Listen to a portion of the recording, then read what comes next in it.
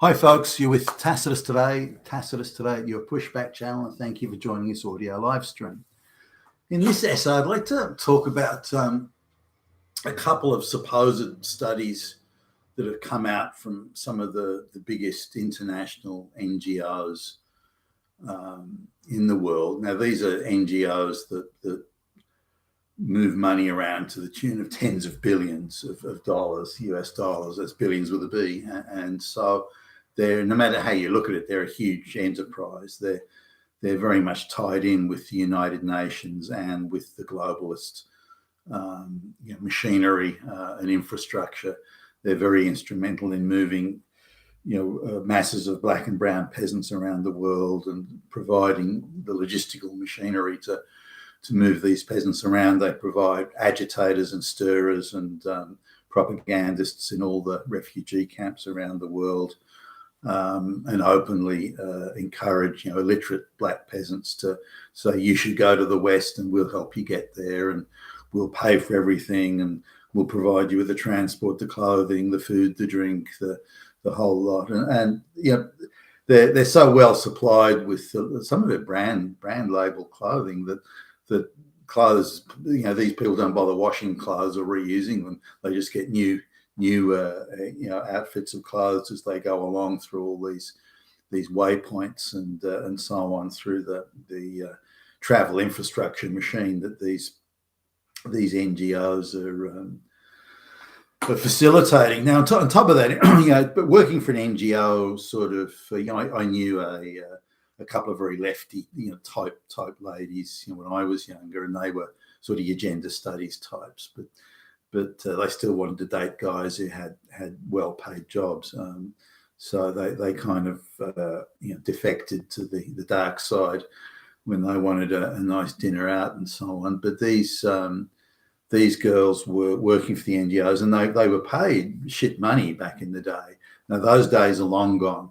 As I've mentioned in previous videos, if I look at if I go onto the internet job boards in Australia, if I look at the best paid jobs advertised on the job boards, so the best paid jobs, a good proportion of those now are jobs with NGOs.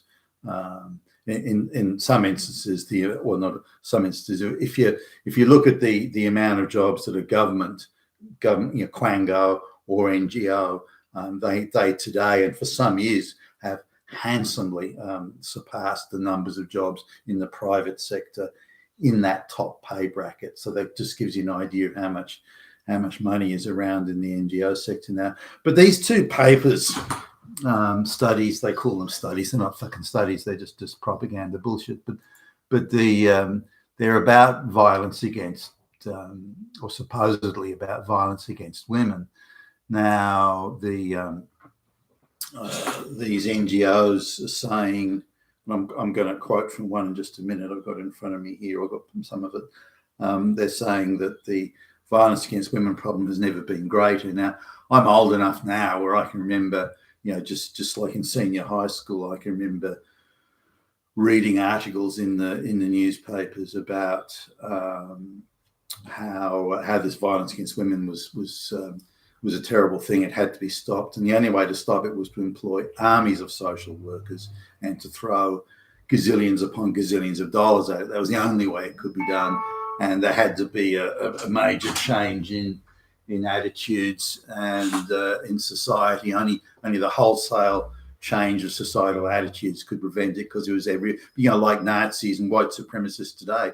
Abusers of women, rapists and wife beaters were just everywhere, and women are in mortal terror for life. Now I lived in a at the time when I first came across this, which again was as a high school student, just reading the newspapers. I lived in a sort of an upper middle class area, and the idea of the abusive husband was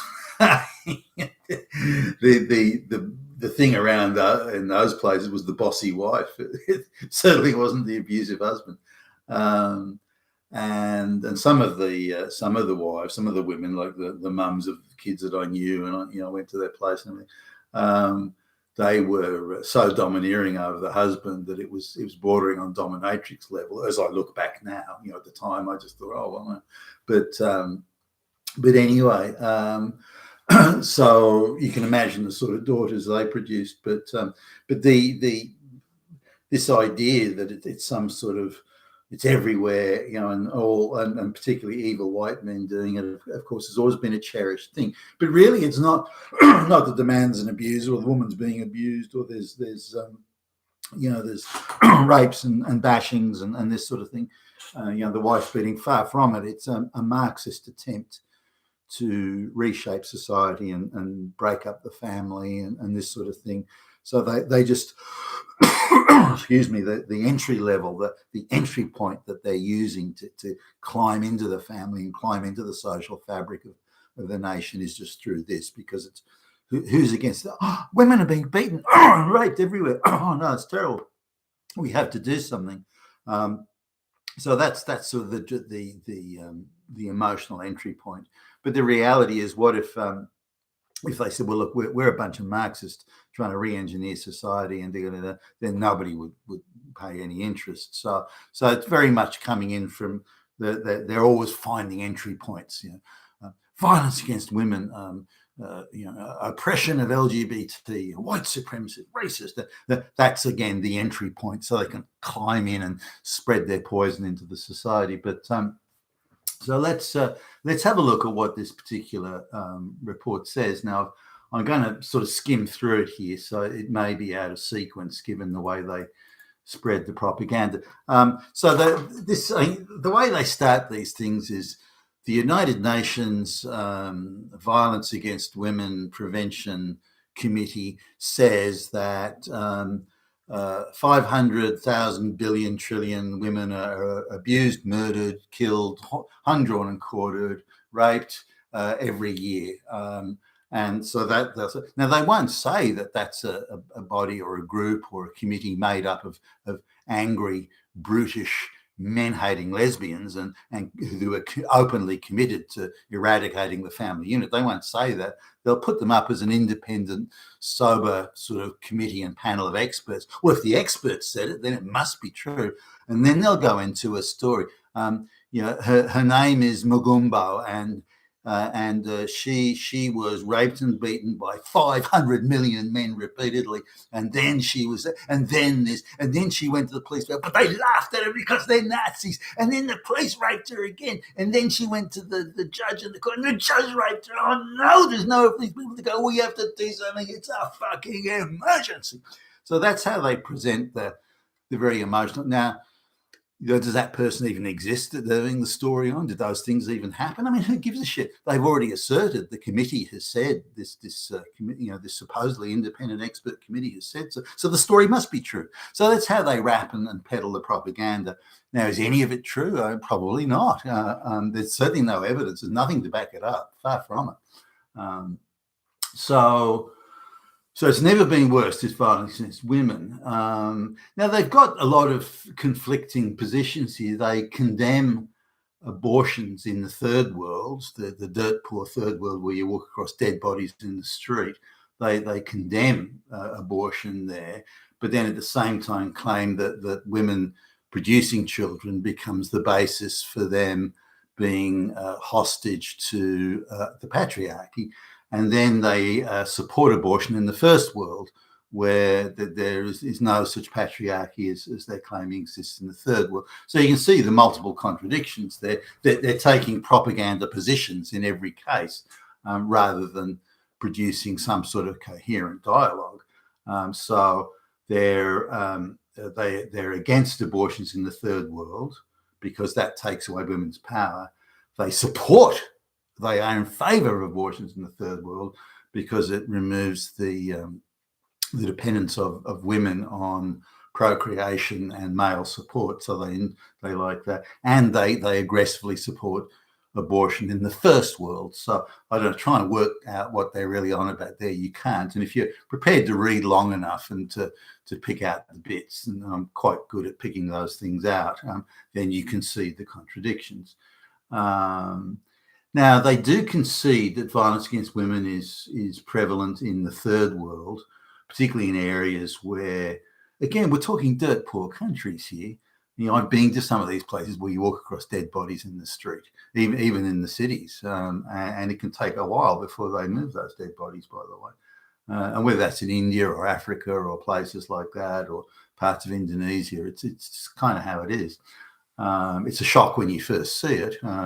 It's still a shock even after multiple times, but you kind of realise, well, I'm in a different country now. That's how it is, and I just have to get on with what I'm doing. Which is representing a company and so on. So now they do concede that violence against women is higher in third world countries where there's a lot of tribal warfare, civil war, famine, and ongoing, tribal and so on conflict. They do accept that, but they only highlight the deaths of women. They don't mention the deaths of men, which are infinitely greater, which would put some things in perspective. So look, 2,000 women were murdered here or died here. Now they don't separate deaths from say murder or like a civil war conflict, whether they be bystander type casualties or others. Because if some of these women take up arms themselves, so then they become, combatants, and so you would expect them to have a higher death rate there. But instead they wrap it up in a social power thing, and so with any death of women, whether it's due to famine, lack of medical care, murder, or anything else, that's equivalent to oppression of women. So they just expand the definition to suit the narrative they're trying to spin and lies they're trying to tell. And again, they fail to, 2,000 women died, but 10,000 men died. But they don't mention the 10,000 men. They just make out as if the deaths of the women was highly unusual and out of character. Now, if you look at the deaths in those sort of countries, those desperately poor third world countries in the middle of civil war, deaths are very, very high in all categories, all across the board, all age ranges. So, to try and single it out and say, well, look, look at that. It's not. That, again, that's lies and propaganda. They argue that women are uniquely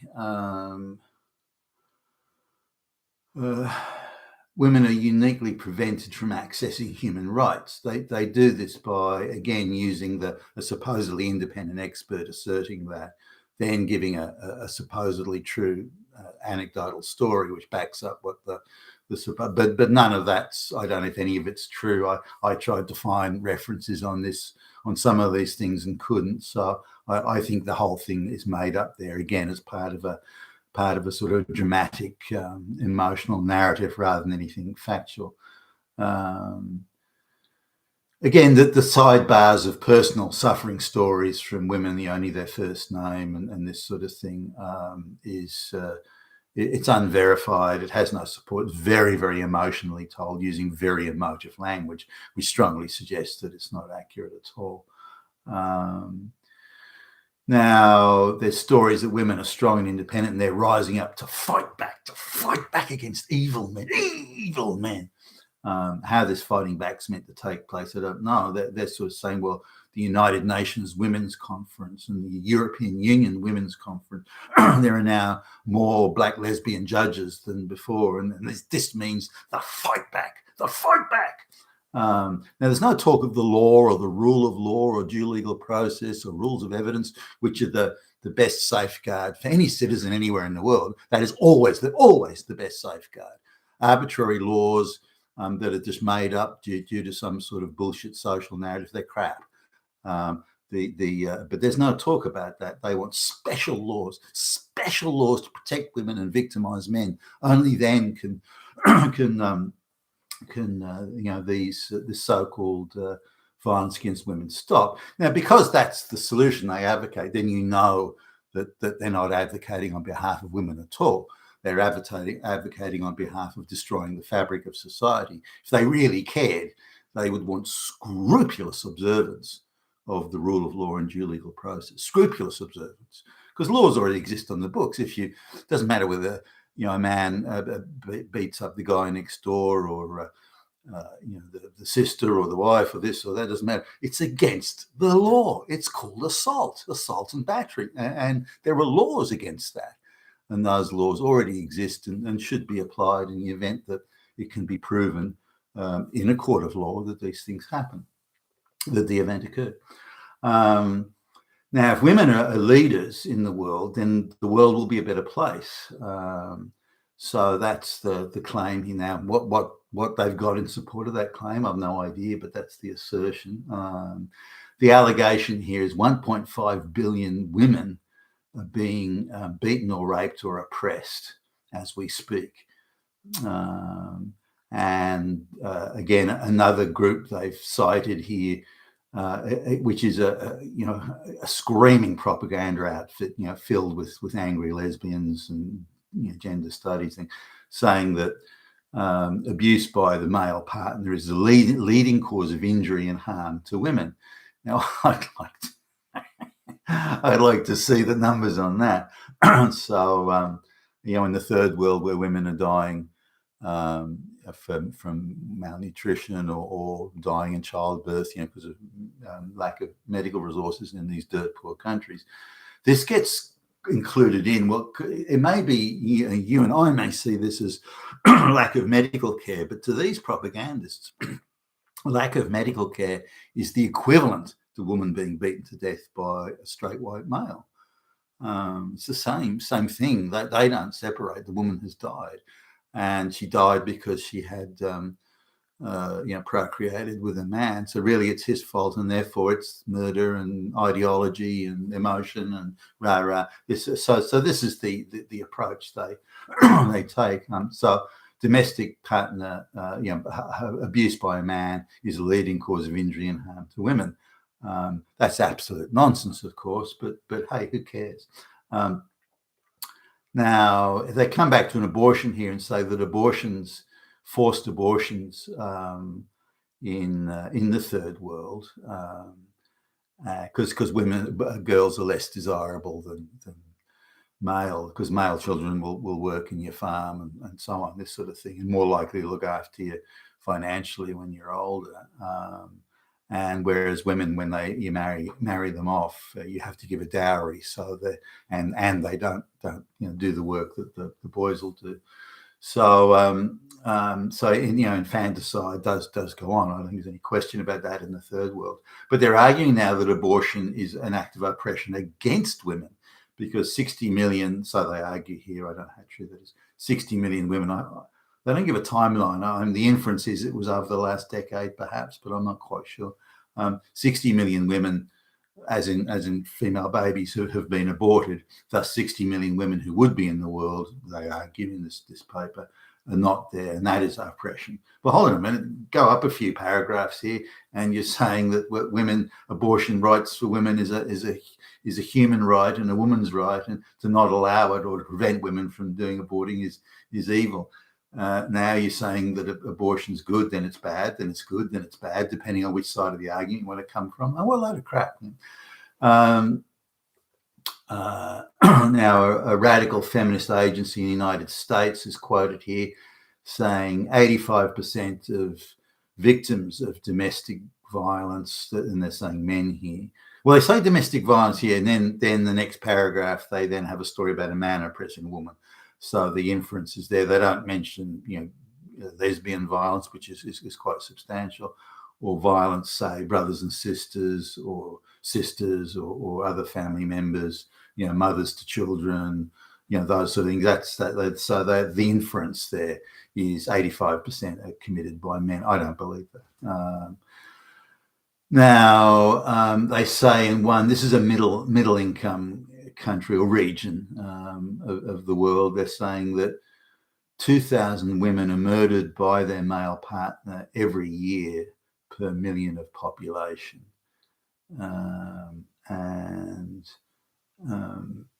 This is an astonishing number, and this would, that's a lot of murders. Now, when you sort of try and dig at the numbers of the supposed murders in that same region, then the murders are roughly the same as what's claimed here as women murdered by the husband. So what they've done, as far as I can tell, is they've just taken all the murders that are in that region and just gone, yep, that was it. Man did it, and off they've gone there on that, because they're not citing any references of fear. Now, if you dig into the minutes, there's an activist from that region who's again employed by the same NGO that says that their estimate is that the murders are in the region of such and such. So they're using that. So there's nothing at all. I mean, there's no facts there. That claim that 2,000 women are being murdered every year by their husband is just fanciful nonsense.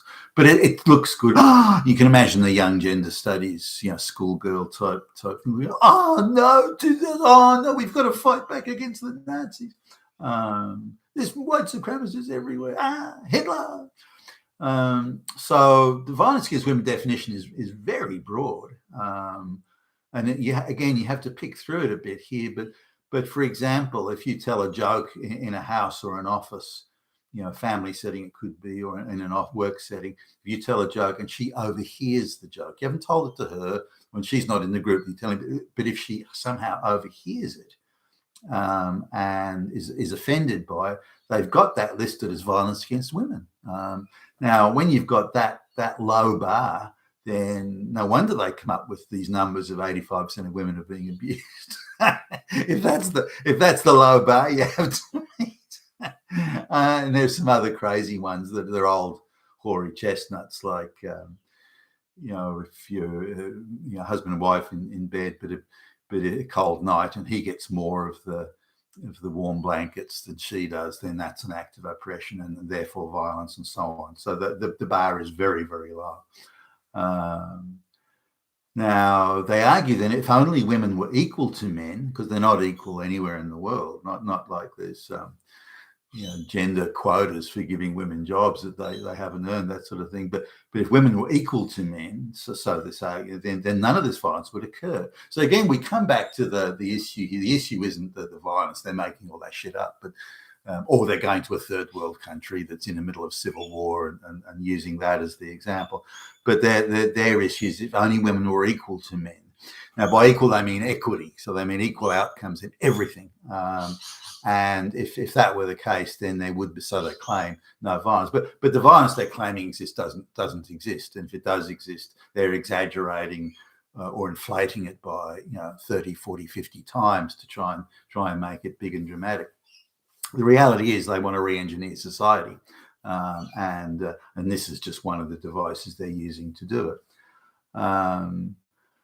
Now, they say that all discrimination all across the world, everywhere, must be removed against women, and that the battle against, or the fight against violence against women will not end until that ends. Now, that is impossible to end, because they can always invent a new form of discrimination, like they do with white supremacy or racism. They can always invent a new form of it and then say, well, there you go, we have to keep on going, more billions are required. Now, all cultural institutions and education institutions and government institutions, every single institution must be utilised in this fight against, the patriarchy. So again, we see this has nothing to do with violence against women. It's to re-engineer society.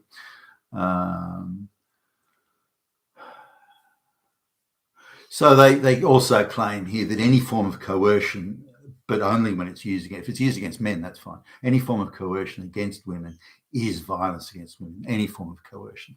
And again, the bar is very low. But wouldn't that also apply for coercion against men? No.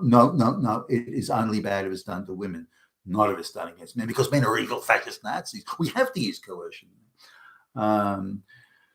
Now, the report pivots to saying, well, poverty. So we're talking again, we're moving to the third world in effect here, but poverty is the primary cause of violence. Now, the figures they then cite are very much third world. They don't say it's third world, but you can tell from the way that it's the numbers are put together. And so they're relying on third world figures, because that's where the numbers are the most dramatic, that they can point to. Can't put dirt poor countries in the middle of a civil war. You're going to get a lot of people getting killed, and that's tribal conflict and so on. So that's kind of how it is there. But they use those figures without relating it, without saying they're uniquely third world figures or third world figures in civil war, and then assert or imply that these figures are uniform across every country in the world, including the wealthy first world countries. So they also mention things like controlling or limiting or influencing a woman's sexual expression. I don't know what that means, sexual expression. Does it mean, wearing a sexy outfit when they go night clubbing or something? I don't know what that means exactly, but controlling the sexual expression or influencing it, that's also violence. Lack of access to, this is interesting, lack of access to first world reproductive health is also violence and oppression. How the fuck they can come at that, I don't know. That means every woman in the world is entitled to live in a first world country so they can get first world. It wouldn't be a first world country for very long if that was going on, but also violence against women is eroding or undermining women's self-esteem. No examples given on that. Unless women control public decision making, they cannot be equal. Well, this suggests that women have to be appointed to all decision making positions and there should be no men there. Now, again, the sidebar stories of the oppressed woman, every one of them, as you can tell, is, I mean, you have to read it a bit, but it's a third world woman, again, in a dirt poor country. There's another assertion that if every education for women is vital, and if every woman had the purpose of education, well, it isn't so the woman can read and write and that sort of thing, which you'd imagine would be the purpose of education. No, it's not. It's the purpose of education is to radicalize these women, to convince them and brainwash them as to just how oppressed they are and how evil all men are.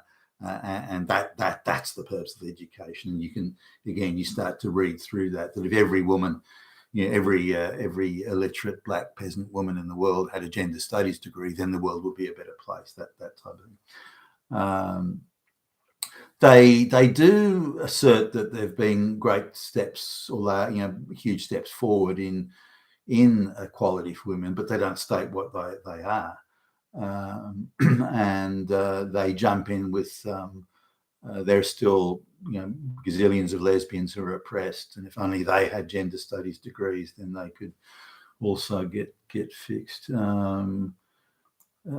Sometimes they make a big mistake, something you can easily find on the internet.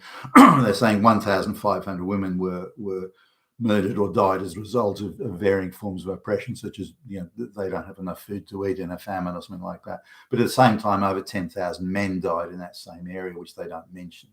But they try and say that and also there was a cholera outbreak in this same place. A lot of people died from that. But they try and suggest the 1,500 women was like, wow. And if you're sitting in a middle class first world country lounge room, 1,500 women died because of, oh no, that's terrible. But once you actually start to go through the numbers, half died of cholera, a third died from starvation, another lot, and so on. So this idea that they were murdered is absolute nonsense.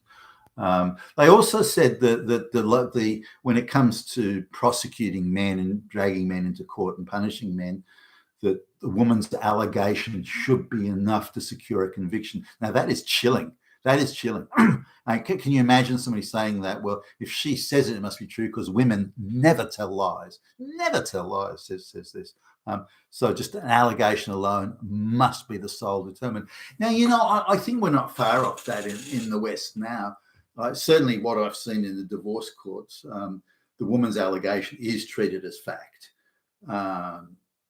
And then the man is put under an impossible burden of proof to refute it. The woman must meet no burden of proof. So the allegation, so I think in ideological courts, and increasingly that's what we're seeing all across the legal spectrum, is that in order to re-engineer society, they have to crush white men, and particularly white men capable of independent thought.